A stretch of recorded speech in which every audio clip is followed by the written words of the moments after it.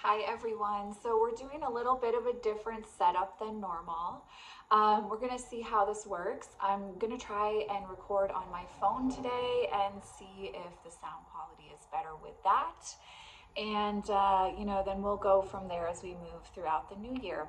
And that being said, I just want to take a moment and say to all of you, Happy New Year. I hope that your 2022 is starting in a way that feels, beautiful, um, hopefully inspiring, and hopefully you feel um, a little better than most of us did last year. The ending of last year was really, it was a lot. I'm very, very, very happy to be in the new year. And I'm not a big person for resolutions. I often think when we kind of set that thing up, um, for ourselves, we're in some ways setting ourselves up for disappointment, because a lot of times we tend to like go out too far in regards to what we're actually going to be able to maintain or keep up for the year. At least I've always found it to be that way. So I don't really set resolutions. But and as many of you know, I am a big reader anyhow, but I really very consciously throughout 2022, I want to start reading even more and being on devices and social media, etc., even less.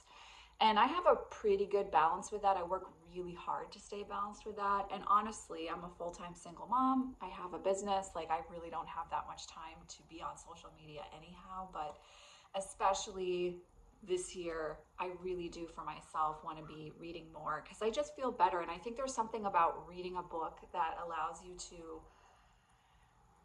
have a chance to open up to a new perspective in a very potent way, because you're spending a lot longer with something, right? When you read, as opposed to just like flipping through, not flipping through, like clicking on an article online, and that's, very just a few paragraphs and then it's over.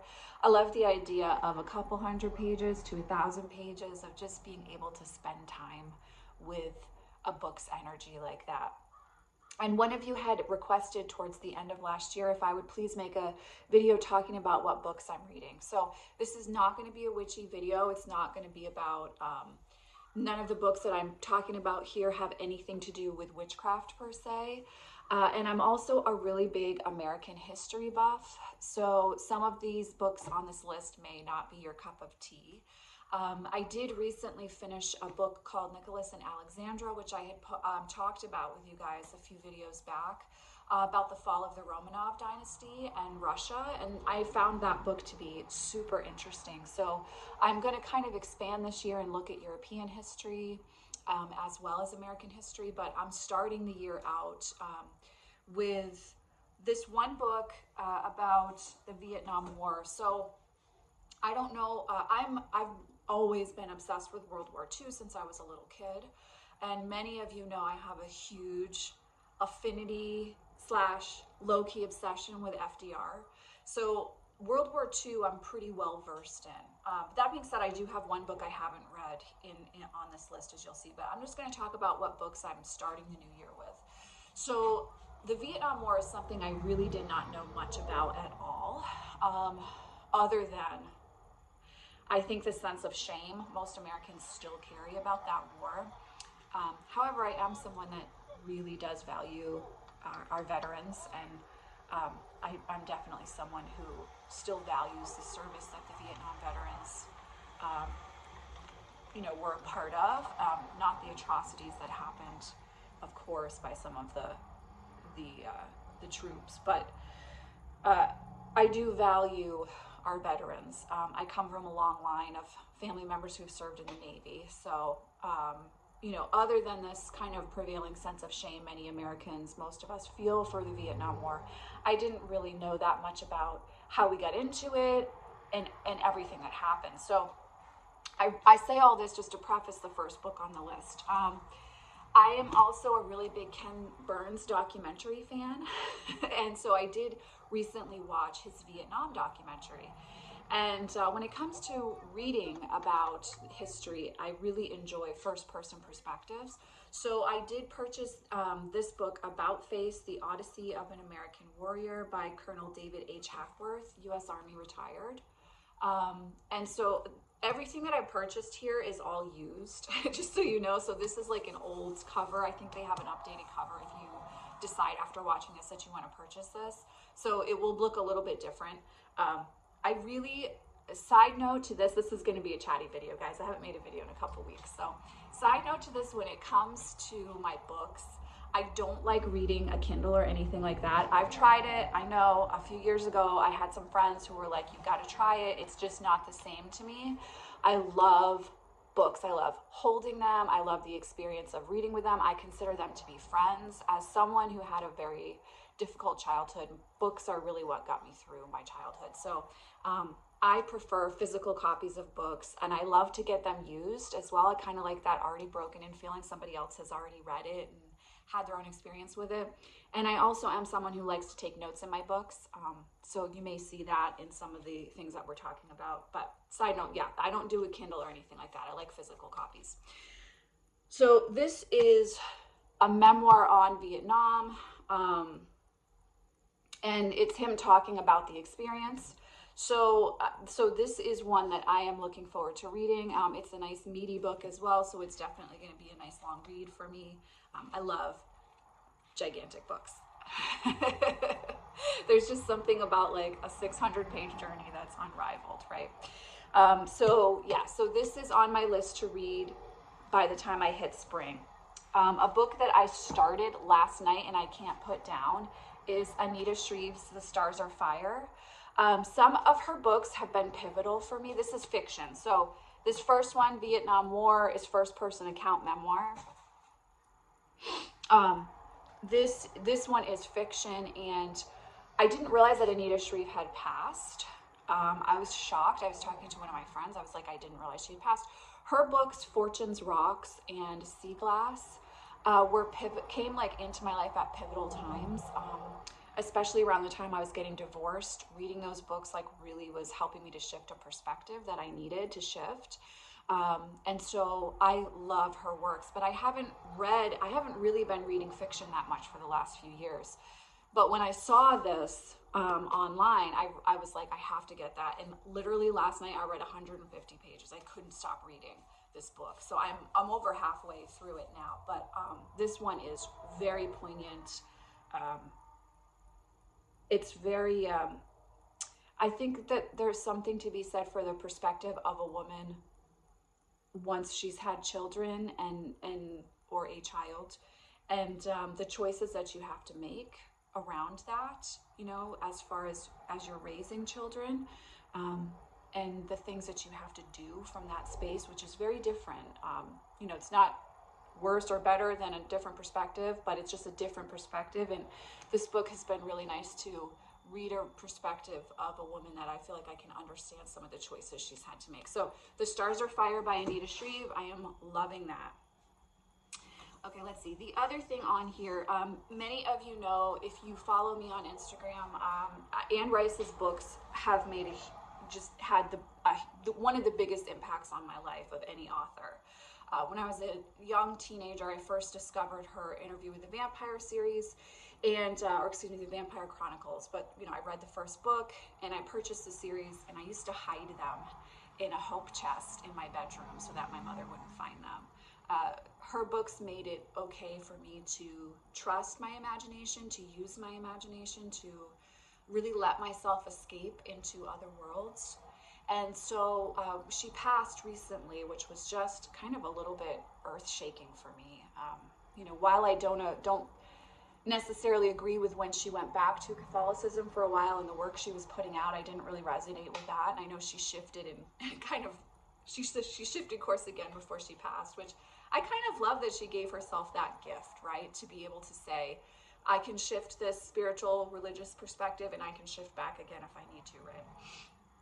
But while I don't really resonate with those books, the Vampire Chronicles, the Witches of Mayfair, like I loved all those series, and they were really pivotal in me just being comfortable with who I am, and that the fact that I move through the world differently, that I see the world differently than most people, isn't something that I need to be ashamed of, right?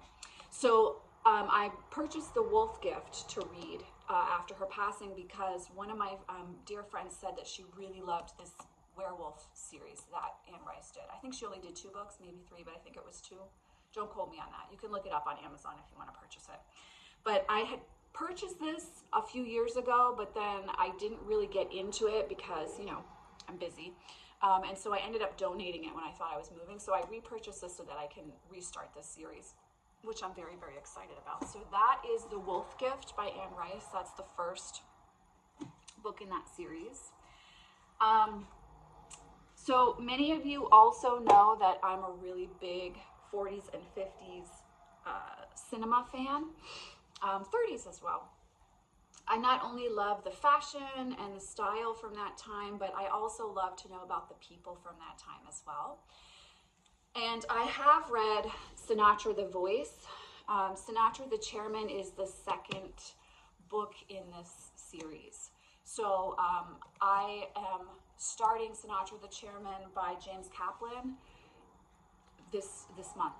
This is one of my books that I have set an intention to read and to allow myself to enjoy. Again, nice meaty book here. If you want to read about Sinatra's life, I definitely enjoyed Frank the Voice, which was the first book out of these 2 books. I would say you're going to want to read Frank the Voice before you start Sinatra the Chairman, which, by the way, can we just say, like, how freaking beautiful is this cover? But yeah, I would definitely start with The Voice if you're interested after you see this video in reading this author's biographies on Sinatra. But this I'm really excited to start as well. He had a fascinating life. He was a Sagittarius. He's an interesting character, Sinatra. I mean, most of us love him for the music that he created, but he had these kind of rebirths repeatedly in her career, which is like really fascinating to me. Really early on in his career, excuse me. And then later on in his career as well. And this really is fascinating to me. So Sinatra the Chairman is on my list. Ow, I just dropped a book right on my foot. Okay, so this is a reread for me. This is Sackett by Louis L'Amour. My dad was a huge Louis L'Amour and Zane Grey fan when I was little, and so I grew up reading all of their books. I have read all of both authors' books. And I was feeling a little nostalgic for childhood, you know, for some things in my childhood recently. You know, as we all do, right? Like we have those things that we remember with a lot of joy, and you know, sometimes I think books are a beautiful way to like recapture those experiences. So Sackett by Louis L'Amour, I repurchased so that I can give this a reread. Again, like I said, I haven't read this since I was like 12 or 13. But some of you do know that I am a big fan of the American Western. So this is on the list for that. That's fiction as well. Sinatra was a biography, by the way, not a fiction, not a work of fiction. Sackett by Louis L'Amour is fiction. This is another war-related, American history-related, or, well, just history, because, well, it's told from the American perspective, though, so I guess American history, yeah. This is related to World War II, though, not Vietnam. So there's a whole series called The Things Our Fathers Saw, and I've been intrigued to like really get into that series. It's like first-person perspectives again, much like Ken Burns' documentaries from what I've read. So I haven't read this author, so I don't know, so don't quote me on this. But this is volume 5, D-Day and Beyond. D-Day is just one of those things that intrigues me. And so I wanted to start here in the series, even though it's not the first book. And so these are first-person perspectives, which I'm very intrigued to read. This is by the author Matthew A. Rosell. I hope I'm saying his name right. But this is The Things Our Fathers Saw. This is the 5th book in the series, D-Day and Beyond. So I have this set up to read, and I'm looking forward to that. And that's what I have for like books to actually read. I wanted to add into this some coloring books that I'm using because this is non-witchy related, this video. Some of you know that I'm a really big colorist. I love coloring. It's a way for me to express my artistic side without the stress of feeling like I need to create a perfect drawing or painting, which I can really get into that space. When you are the child of a very gifted parent, my mother was a very gifted artist, you can be overly critical of your own work. And so I found that drawing and painting was really creating like a space of self-judgment and became stressful for me, whereas coloring is like being a kid again. And I do a lot of coloring with my son. He's very artistic and very creative. Like, as you can see, look at all of his art stuff that's out on the table over here. So coloring is a way that he and I connect. It's a way to embrace my artistic side without being hard on myself or getting into like a yucky mind cycle. And I've really, really been enjoying it, especially since COVID started, and I've had like even more time at home than I was used to prior to that, to this whole experience we're all having. So coloring has really become a big deal for me. And I know some of you also like to color too. And it's been difficult for me on the channel because like I want to share about that, but I don't want to overshare on a channel that's focused on left-hand path and tarot. So, but in this video, I just wanted to share a few of the books that I'm working with. So kind of when you start coloring, most people start with like Johanna Basford. If you're an adult and you want more adult like more, when I say adult, I don't mean sexual. I mean like adult coloring, as in coloring books with really great quality paper and artwork that you can really get into blending and shading. Most people start with Johanna Basford or Hannah Carlzon. I kind of did it opposite, and I started with different artists like Zan Von Zed and Kirby Rosanes. And now I'm really getting into Hannah Carlzon and Johanna Basford. I actually have to say, like, I am kind of a little bit obsessed with Hannah Carlzon books right now. I really, for a while, enjoyed coloring people in artwork. I love the idea of having to figure out how to shade a face with colored pencils. It's definitely something that it's challenging in this really exciting way. So I had a lot of fun with that for a while. And now I'm kind of moving a little bit more into the plant worlds and the animal worlds and exploring like how do I work with shading fur and things like that. So that's, I think, maybe why I'm really into Hannah Carlzon now. But if you want to start coloring and you're totally new, Hannah Carlzon or Johanna Basford are wonderful artists to start with their books. And they're also relatively inexpensive on Amazon. I think Johanna books are like $12. And Hannah Carlzon's like anywhere from 12 to 14, so very reasonably priced. I will just say really quickly, if you want to start coloring, your set of colored pencils really does matter. So do some research on that. I think Prismacolors or Faber-Castells are worth the investment, personally, over a budget pencil. Just side note, because you know me, I'm a Taurus, I always have opinions. But I recently purchased The Enchanted Forest by Johanna Basford, and I'm excited to work with some of the artwork in here. I'll just show you. I've been working on the cover page here. And I'll just give you an example of some of her artwork so you can see if you're kind of interested in exploring it. This one has a dragon in the center, or at the end, excuse me, but it's like a fold out page spread, which here's one of the doors to enter, right? Like I love this idea of castles and dragons and forests. Very beautiful. So here's another depiction there. They're very dense images, which for a while I was just not in the mood to do because I got a little burnt out on Kirby Rosanes because my son is obsessed with his coloring books, but they're really, really dense image-wise, and it's a coloring page is like weeks long in one of his books. And Johanna can be similar to that too. She does have a few images that are less dense. So, you know, if you want to start with Johanna, I would say you might want to start with I think it's called World of Flowers or The Secret Garden or something like that. But Enchanted Forest, I'm excited to really sink my teeth into. And this one I've actually set an intention to color page by page, which I normally don't do. So that's Enchanted Forest. Midnight Masquerade, I purchased last spring, because I remember coloring it and just being so excited that it was actually kind of warm out, and I didn't have 700 layers on like I do right now.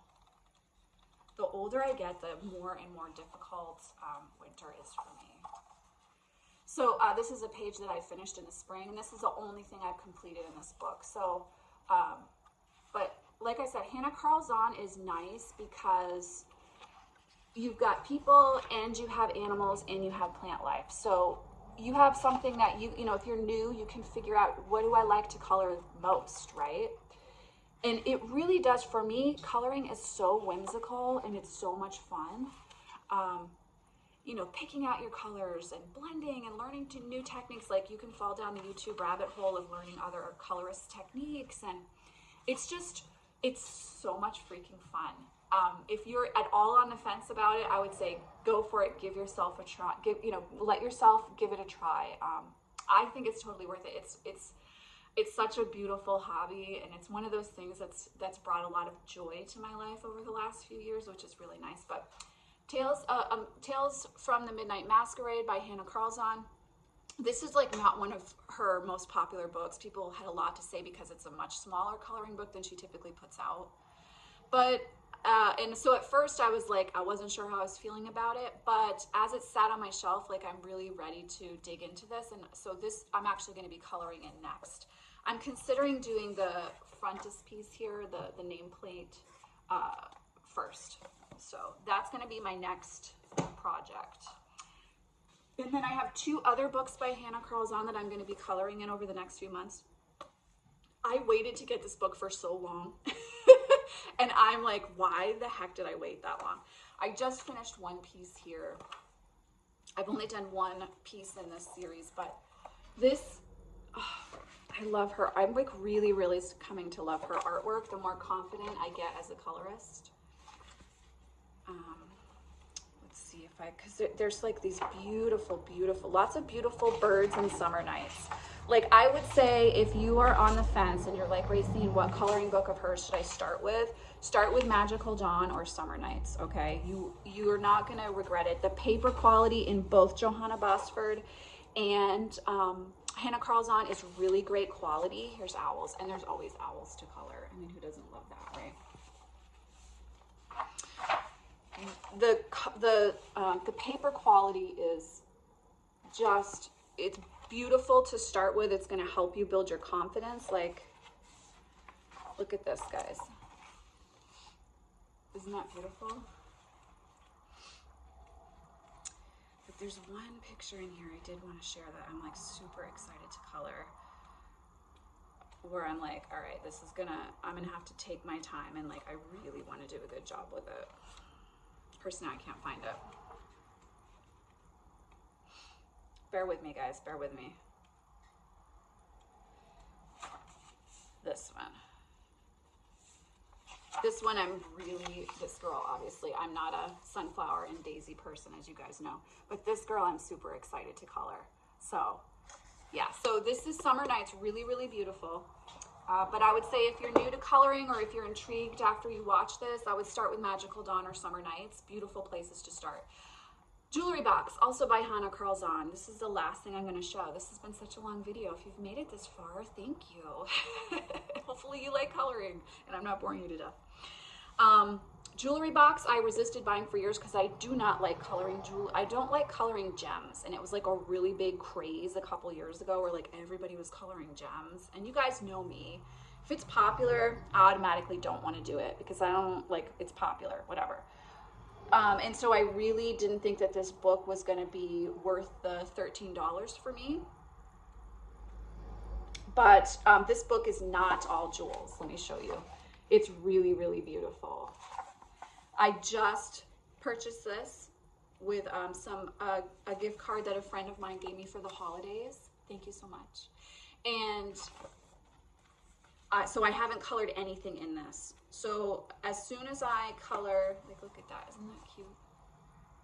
As soon as I finish coloring something in Midnight Masquerade, I'm gonna jump into this book.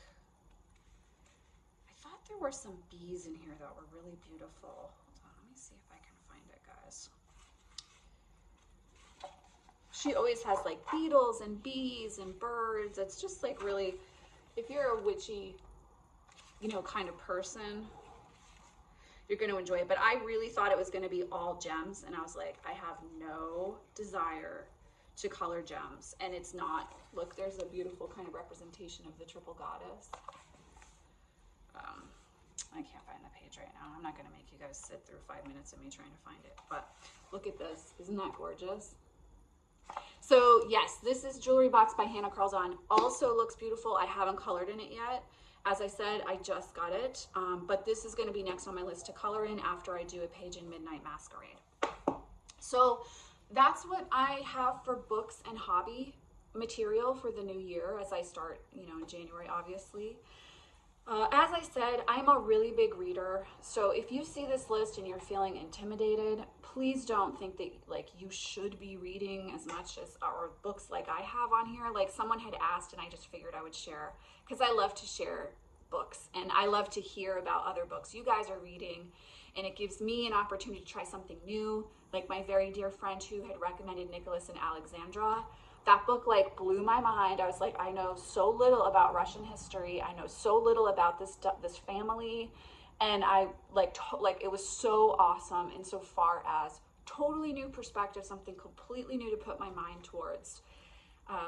And so I'm always looking for something like that. So if you guys have any recommendation for me, if there's a particular aspect of history that you find fascinating that I haven't mentioned today, or you think there's a book that I should check out, please let me know, because that's only going to bring me more beautiful things in my life. So this has been such a long video. I'm so sorry, guys. I am sending you all so much love and many blessings. I hope you're all having a wonderful January, and I will see you in the next video.